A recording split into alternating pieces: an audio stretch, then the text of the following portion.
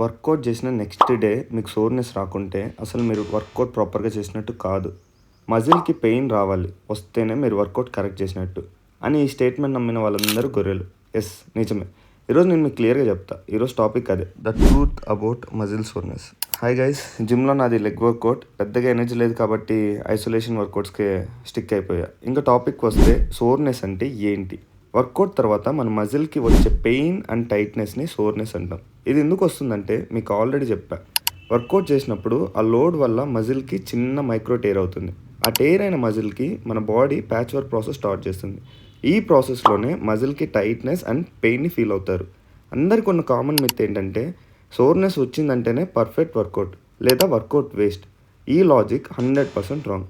ఎందుకంటే ప్రతి పర్సన్కి బాడీ రెస్పాన్స్ చాలా డిఫరెంట్ ఉంటుంది. బిగినర్కి స్మాల్ వర్కౌట్ చేసినా కూడా ఎక్కువ సోర్నెస్ వస్తుంది. అదే ఎక్స్పీరియన్స్ పర్సన్కి హెవీ వర్కౌట్ చేసినా తక్కువ సోర్నెస్ ఆర్ జీరో రియాక్షన్ కూడా ఉంటుంది. రీజన్ ఏంటంటే body adaptation and recovery speed పర్సన్కి డిఫరెంట్ ఉంటుంది. కాబట్టి సోర్నెస్ ఉందా లేదా అని కాకుండా మీరు బెటర్గా లిఫ్ట్ చేస్తున్నారా, రెప్స్ ఇంప్రూవ్ అయ్యాయా, స్ట్రెంగ్త్ అండ్ మజిల్ పెరిగిందా, ఇవి డిసైడ్ చేస్తాయి వర్కౌట్ ప్రాపరా కాదా అని. ఏంట్రా జిమ్ నాలెడ్జ్ కావాలా? కానీ ఫాలో కొట్టరా? నేను అంత అడవలా కనపడుతున్నాను.